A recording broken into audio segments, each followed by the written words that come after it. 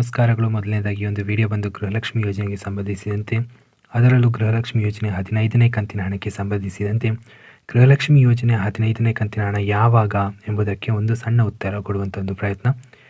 ಪ್ರಿಯ ವೀಕ್ಷಕರೇ, ಗೃಹಲಕ್ಷ್ಮಿ ಯೋಜನೆ 14ನೇ ಕಂತಿನ ಹಣ ಜಮೆಯಾಗಿದೆ. ಈಗ ಒಂದಿಷ್ಟು ದಿನಗಳು ಕಳೆದಿದೆ.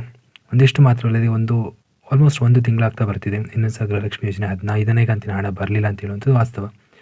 ಆದರೆ ಈ ಹಿಂದೆ ಈ ಒಂದು ಬೈ ಎಲೆಕ್ಷನ್ ನಡೀತಿರುವಂಥ ಸಮಯದಲ್ಲಿ ಮಾನ್ಯ ಮುಖ್ಯಮಂತ್ರಿಗಳು ಗೃಹಲಕ್ಷ್ಮಿ ಯೋಜನೆ 15ನೇ ಕಂತಿನ ಹಣ ಅದಾಗಲೇ ಆರ್ಥಿಕ ಇಲಾಖೆಯಿಂದ ಸಂಬಂಧಪಟ್ಟ ಮಹಿಳೆ ಮತ್ತು ಮಕ್ಕಳ ಕಲ್ಯಾಣ ಇಲಾಖೆಗೆ ಜಮೆಯಾಗಿದೆ.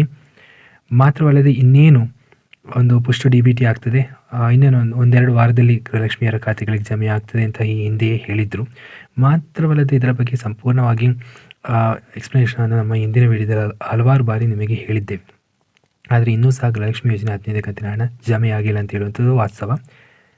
ಆದರೆ ಈಗ ಸದ್ಯಕ್ಕೆ ಸಿಗುವಂಥ ಒಂದು ಮಾಹಿತಿಗಳ ಪ್ರಕಾರ ನಾವೀಗ ನಮ್ಮ ಒಂದು ಗೃಹಲಕ್ಷ್ಮಿ ಯೋಜನೆ 15ನೇ ಕಂತಿನ ಹಣದ ಸ್ಟೇಟಸ್ ಅಂದರೆ ಕ್ರೆಡಿಟ್ ಪ್ರೋಸೆಸ್ನಲ್ಲಿರುವಂಥ ಸ್ಟೇಟಸನ್ನು ಚೆಕ್ ಮಾಡಿ ನೋಡೋದಾದರೆ ಅಲ್ಲಿ ತೋರಿಸ್ತಿರುವಂಥದ್ದು ಕಳೆದ 5 ದಿನಗಳಿಂದ ಅದು ಪುಷ್ಟು DBT ಅಂತ ಸ್ಟೇಟಸ್ನಲ್ಲಿ ತೋರಿಸ್ತಿದೆ. ಅಂದರೆ DBTಗೆ ಡೈರೆಕ್ಟ್ ಬೆನಿಫಿಟ್ ಟ್ರಾನ್ಸ್ಫರಿಗೆ ಪುಷ್ ಆಗಿದೆ, ಅಂದರೆ ನಿಮ್ಮ ಅಕೌಂಟಿಗೆ ಜಮೆ ಆಗಲಿಕ್ಕೆ ಪುಷ್ ಆಗಿದೆ ಅಂತ. ಸೊ ಕಳೆದ ಒಂದು ತಿಂಗಳ ಹಿಂದಿನ ಒಂದು ಪ್ರಾಸೆಸನ್ನು ಅನಲೈಸಿಸ್ ಮಾಡೋದಾದರೆ ಇದು ಪುಷ್ಟು DBT ಅಂತ ಬಂದ ಮೇಲೆ ಸರಿಸುಮಾರು 15ರಿಂದ 20 ದಿನಗಳವರೆಗಿನ ಒಂದು ಸಮಯವನ್ನು ತೆಗೆದಿತ್ತು. ಅಂದರೆ ನಿಮ್ಮ ಒಂದು ಗೃಹಲಕ್ಷ್ಮಿ ರಾಜ್ಯಾದ್ಯಂತ ಗೃಹಲಕ್ಷ್ಮಿಯರ ಖಾತೆಗಳಿಗೆ ಜಮೆಯಾಗಲು ಇಷ್ಟೊಂದು ದಿನಗಳನ್ನು ತೆಗೆದಿತ್ತು ಆಫ್ಟರ್ ಪುಷ್ಟು DBT. ಸೊ ಆ ಒಂದು ಪ್ರಾಸೆಸ್ನಲ್ಲಿ ಹೀಗೆ ಕಂಟಿನ್ಯೂ ಆಗೋದಾದರೆ, ಬಟ್ ಕಳೆದ ಒಂದು 2-3 ವಾರಗಳ ಮುಂಚೆಯೇ ನಾವು ಈ ಒಂದು ವಾಹಿನಿಯಲ್ಲಿ ನಿಮಗೆ ಹೇಳಿದ್ವಿ. ಮಾತ್ರವಲ್ಲದೆ ಸರ್ಕಾರದ ಕಡೆಯಿಂದನೂ ಕೆಲವೊಂದು ಮಾಹಿತಿಗಳು ಬಂದಿತ್ತು. ಅಂದರೆ ಪುಷ್ಟು DBTಯಲ್ಲಿರುವಂಥ ಒಂದು ಡಿಲೇ ಏನಿದೆ, ಒಂದು 15-20 ಡೇಸ್ ಡಿಲೇ ಏನಿದೆ ಅದನ್ನು ಕಡಿತಗೊಳಿಸಿ 8ರಿಂದ 10 ದಿನಗಳ ಒಳಗೆ ಅದು ಪುಷ್ಟು DBT ಆಫ್ಟರ್ ಪುಷ್ಟು DBT ಅದು ಖಾತೆಗಳಿಗೆ ಜಮೆ ಆಗುವಂತೆ ಸರ್ಕಾರ ಈಗಾಗಲೇ ಮಾಡಿದೆ ಅಂತ ಹೇಳುವಂಥ ಒಂದು ಮಾಹಿತಿ ಹೊರ ಬಂದಿತ್ತು.